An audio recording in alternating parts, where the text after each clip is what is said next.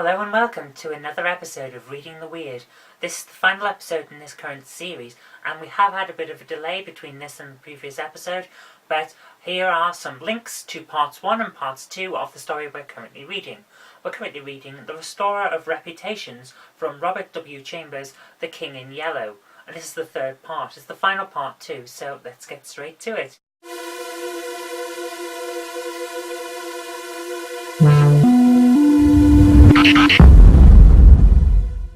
One morning in early May, I stood before the steel safe in my bedroom, trying on the golden jewelled crown. The diamonds flashed fire as I turned to the mirror, and the heavy beaten gold burned like a halo about my head.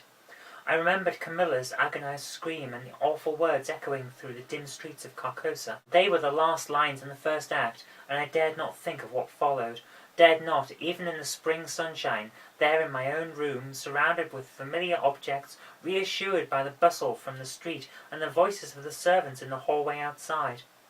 For those poisoned words had dropped slowly into my heart, as death sweat drops upon a bedsheet and is absorbed. Trembling, I put the diadem from my head and wiped my forehead, but I thought of Hasta and of my own rightful ambition, and I remembered Mr. Wilde as I had last seen him, his face all torn and bloody from the claws of that devil's creature, and what he had said. Ah, what he had said! The alarm bell in the safe began to whir harshly, and I knew my time was up. But I would not heed it, and replacing the flashing circlet upon my head, I turned defiantly to the mirror. I stood for a long time absorbed in the changing expression of my own eyes. The mirror reflected a face which was like my own, but whiter, and so thin that I hardly recognized it. And all the time I kept repeating between my clenched teeth, "The day has come! The day has come!" while the alarm in the safe whirred and clamoured, and the diamonds sparkled and flamed above my brow. I heard a door open, but did not heed it. It was only when I saw two faces in the mirror, it was only when another face rose over my shoulder, and two other eyes met mine, I wheeled like a flash, and seized a long knife from my dressing-table, and my cousin sprang back very pale, crying, "Hildred, for God's sake!" Then, as my hand fell, he said, "It is I, Louis, don't you know me?" I stood silent. I could not have spoken for my life. He walked up to me and took the knife from my hand. "What is all this?" he inquired, in a gentle voice. "Are you ill?" "No," I replied, but I doubt if he heard me. "Come, come, old fellow," he cried. "Take off that brass crown, and toddle into the study. Are you going to a masquerade? What is all this theatrical tinsel, anyway?" I was glad he thought the crown was made of brass and paste, yet I didn't like him any the better for thinking so. I let him take it from my hand, knowing it was best to humour him. He tossed the splendid diadem in the air, and, catching it, turned to me, smiling. "It's dear at 50 cents, he said. "What's it for?" I did not answer, but took the circlet from his hands, and placing it in the safe, shut the massive steel door. The alarm ceased its infernal din at once. He watched me curiously, but did not seem to notice the sudden ceasing of my alarm. He did, however, speak of the safe as a biscuit box. Fearing lest he might examine the combination, I led the way into my study. Louis threw himself on the sofa and flicked at flies with his eternal riding whip. He wore his fatigue uniform with the braided jacket and jaunty cap, and I noticed that his riding boots were all splashed with red mud.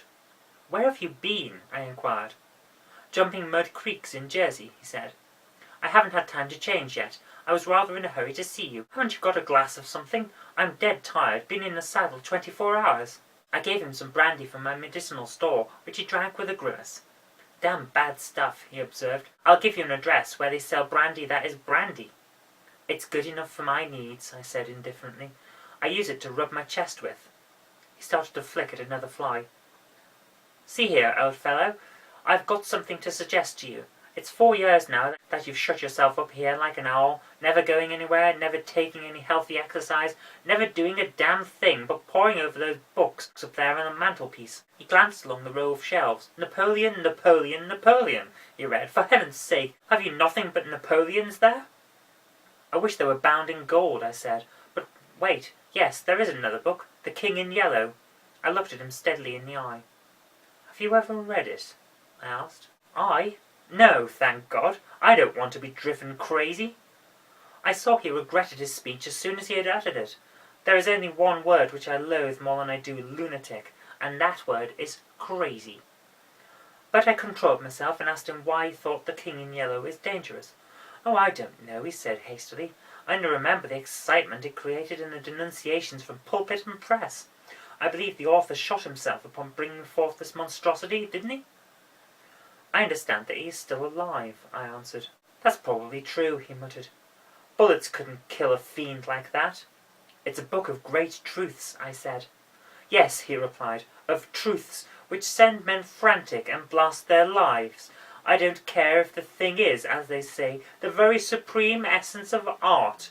It's a crime to have written it, and I, for one, shall never open its pages."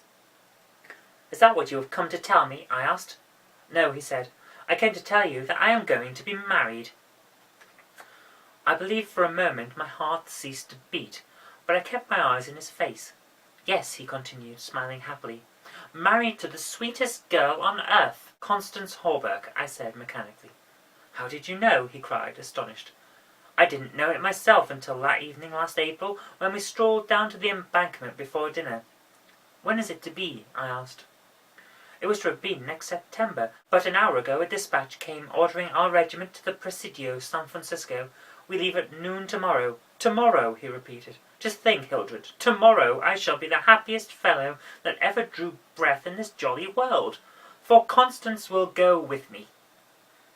I offered him my hand in congratulation, and he seized it and shook it like the good-natured fool he was, or pretended to be.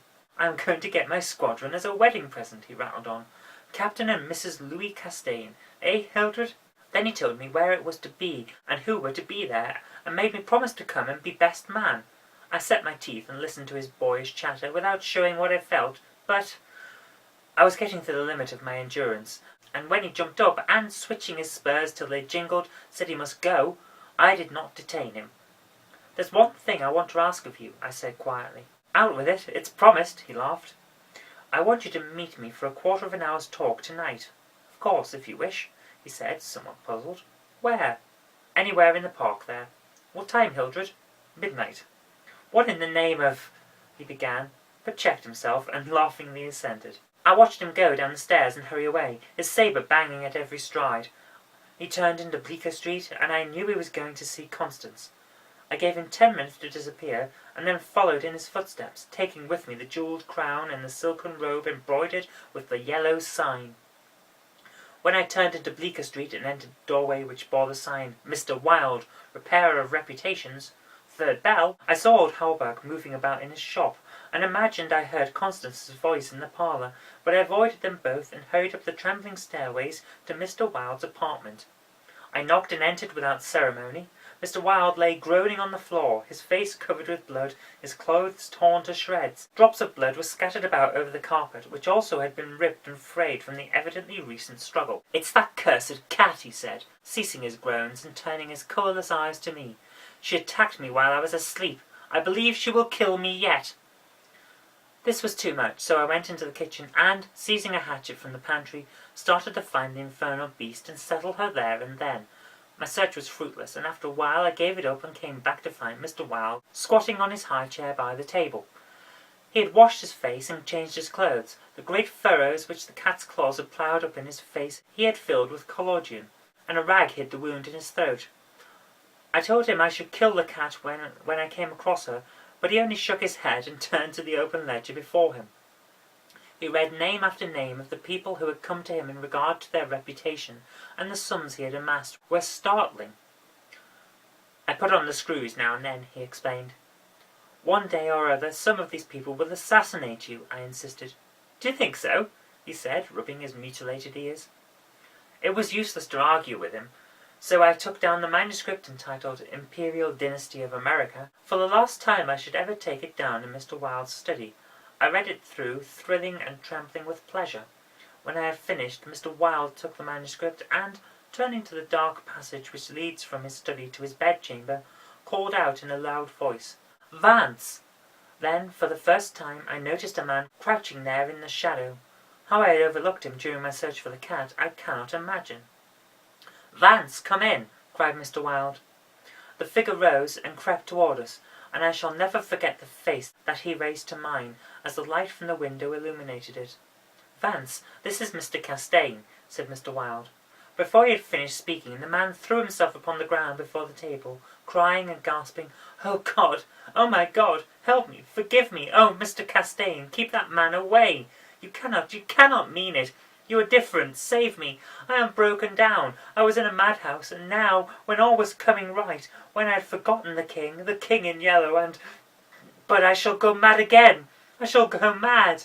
His voice died into a choking rattle, for Mr. Wilde had leapt upon him, and his right hand encircled the man's throat. When Vance fell in a heap on the floor, Mr. Wilde clambered nimbly into his chair again, and, rubbing his mangled ears with the stump of his hand, turned to me and asked me for the ledger. I reached it down from the shelf, and he opened it. After a moment's searching among the beautifully written pages, he coughed complacently, and pointed to the name Vance. "Vance," he read aloud.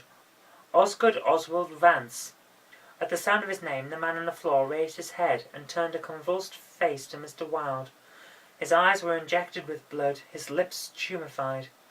"Called April 28th," continued Mr. Wilde. "Occupation, cashier in the Seaforth National Bank. Has served a term of forgery at Sing Sing, from whence he was transferred to the Asylum for the Criminal Insane, pardoned by the Governor of New York, and discharged from the asylum January 19th, 1918. Reputation damaged at Sheepstead Bay. Rumours that he lives beyond his income. Reputation to be repaired at once. Retainer $1,500. Note: has embezzled sums amounting to $30,000 since March 20th, 1919. Excellent family, and secured present position through uncle's influence. Father president of Seaforth Bank." I looked at the man on the floor. "Get up, Vance," said Mr. Wilde in a gentle voice. Vance rose as if hypnotized. "You will do as we suggest now," observed Mr. Wilde, and opening the manuscript, he read the entire history of the Imperial Dynasty of America. Then, in a kind and soothing murmur, he ran over the important points with Vance, who stood like one stunned. His eyes were so blank and vacant that I imagined he had become half-witted, and remarked it to Mr. Wilde, who replied that it was of no consequence anyway. Very patiently we pointed out to Vance what his share in the affair would be, and he seemed to understand after a while. Mr. Wilde explained the manuscript, using several volumes on heraldry, to substantiate the results of his researches. He mentioned the establishment of the dynasty in Carcosa, the lakes which connected Hasta, Aldebaran, and the mystery of the Hyades. He spoke of Casilda and Camilla, and sounded the cloudy depth of Demi, and the lakes of Harley. "The scalloped tatters of the King in Yellow must hide Ithiel forever," he muttered, but I do not believe Vance heard him. Then, by degrees, he led Vance along the ramifications of the imperial family, to Alt and Tail, from Naltaba and Phantom of Truth to Alderney, and then, tossing aside his manuscript and notes, he began the wonderful story of the last king. Fascinated and thrilled, I watched him. He threw up his head, long arms were stretched out in the magnificent gesture of pride and power, and his eyes blazed deep in their sockets like two emeralds. Vance listened, stupefied, and for me, when at last Mr. Wilde had finished, and, pointing to me, cried, "The cousin of the king!" my head swam with excitement. Controlling myself with a superhuman effort, I explained to Vance why I alone was worthy of the crown, and why my cousin must be exiled or die. I made him understand that my cousin must never marry, even after renouncing all his claims, and how that least of all he should marry the daughter of the Marquis of Avonshire, and bring England into the question. I showed him a list of thousands of names which Mr. Wilde had drawn up. Every man whose name was there had received the yellow sign, which no human being dared disregard. The city, the state, the whole land were ready to rise and tremble before the pallid mask. The time had come, the people should know of the son of Hasta, and the whole world bow to the black stars which hang in the sky over Carcosa. Vance leaned on the table, his head buried in his hands. Mr. Wilde drew a rough sketch on the margin of yesterday's Herald with a bit of lead pencil. It was a plan of Hawberk's rooms. Then he wrote out the order and affixed the seal, and shaking like a palsied man, I signed my first writ of execution with my name, Hildred Rex. Mr. Wilde clambered to the floor, and unlocking the cabinet, took a long square box from the first shelf. This he brought to the table and opened. A new knife lay in the tissue paper inside, and I picked it up and handed it to Vance, along with the order and the plan of Hawberk's apartment. Then Mr. Wilde told Vance he could go, and he went, shambling like an outcast of the slums. I sat for a while watching the daylight fade behind the square tower of the Judson Memorial Church, and finally, gathering up the manuscript and notes, took my hat and started for the door. Mr. Wilde watched me in silence. When I had stepped into the hall, I looked back. Mr. Wilde's small eyes were still fixed on me. Behind him, the shadows gathered in the fading light. Then I closed the door behind me and went out into the darkening streets. I had eaten nothing since breakfast, but I was not hungry. A wretched, half-starved creature who stood looking across the street at the lethal chamber noticed me and came up to tell me a tale of misery. I gave him money, I don't know why, and he went away without thanking me. An hour later another outcast approached and whined his story.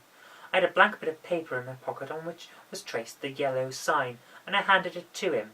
He looked at it stupidly for a moment, and then, with an uncertain glance at me, folded it with what seemed to me like exaggerated care and placed it in his bosom. The electric lights were sparkling among the trees, and the new moon shone in the sky above the lethal chamber. It was tiresome waiting in the square. I wandered from the Marble Arch to the artillery stables and back again to the lotus fountain. The flowers and grass exhaled a fragrance which troubled me. The jet of the fountain played in the moonlight, and the musical splash of falling drops reminded me of the tinkle of chained mail in Hobbeck's shop. But it was not so fascinating, and the dull spark of the moonlight on the water brought no such sensations of exquisite pleasure. As when the sunshine played over the polished steel of the corselet on Hobbeck's knee, I watched the bats darting and turning above the water plants in the fountain basin, but their rapid, jerky flight set my nerves on edge, and I went away again to walk aimlessly to and fro among the trees. The artillery stables were dark, but in the cavalry barracks the officers' windows were brilliantly lighted, and the sallyport was constantly filled with troopers in fatigue, carrying straw and harness and baskets filled with tin dishes. Twice the mounted sentry at the gate was changed while I wandered up and down the asphalt walk. I looked at my watch. It was nearly time. The lights in the barracks went out one by one. The barred gate was closed, and every minute or two an officer passed in through the side wicket, leaving a rattle of accoutrements and a jingle of spurs on the night air. The square had become very silent. The last homeless loiterer had been driven away by the grey-coated park policeman. The car tracks along Worcester Street were deserted, and the only sound which broke the stillness was the stamping of the sentry's horse and the ring of his sabre against the saddle pommel.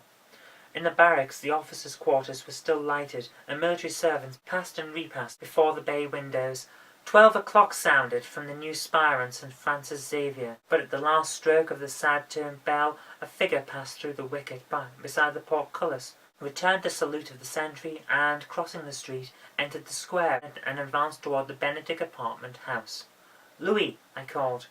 The man pivoted on his spurred heels and came straight toward me. "Is that you, Hildred?" "Yes, you are on time." I took his offered hand, and we strolled toward the lethal chamber. He rattled on about his wedding and the graces of Constance, and their future prospects, calling my attention to his captain's shoulder-straps, and the triple gold arabesque on his sleeve and fatigued cap. I believe I listened as much to the music of his spurs and sabre as I did to his boyish babble, and at last we stood under the elms on the 4th Street corner of the square opposite the lethal chamber. Then he laughed and asked me what I wanted with him. I motioned him to the seat bench under the electric light, and sat down beside him. He looked at me curiously, with that same searching glance which I hate and fear so in doctors. I felt the insult of his look, but he did not know it, and I carefully concealed my feelings. "Well, old chap," he inquired, "what can I do for you?" I drew from my pocket the manuscript and notes of the Imperial Dynasty of America, and, looking him in the eye, said, "I will tell you. On your word as a soldier, promise me to read this manuscript from beginning to end, without asking me a question. Promise me to read these notes in the same way, and promise me to listen to what I have to tell later." "I promise, if you wish it," he said pleasantly. "Give me the paper, Hildred." He began to read, raising his eyebrows with a puzzled, whimsical air, which made me tremble with suppressed anger. As he advanced, his eyebrows contracted, and his lips seemed to form the word "rubbish." Then he looked slightly bored, but apparently for my sake read with an attempted interest, which presently ceased to be an effort. He started when, in the closely written pages, he came to his own name, and when he came to mine, he lowered the paper, and looked sharply at me for a moment. But he kept his word, and resumed his reading, and I let his half-formed question die on his lips, unanswered. When he came to the end and read the signature of Mr. Wilde, he folded the paper carefully and returned it to me. I handed him the notes, and he settled back, pushing his fatigue cap up to his forehead with a boyish gesture, which I remembered so well in school. I watched his face as he read, and when he finished he took the notes with the manuscript and placed them in my pocket. Then I unfolded the scroll marked with the yellow sign. He saw the sign, but he did not seem to recognize it, and I called his attention to it somewhat sharply. "Well," he said, "I see it. What is it?" "It is the yellow sign," I said angrily. "Oh, that's it, is it?"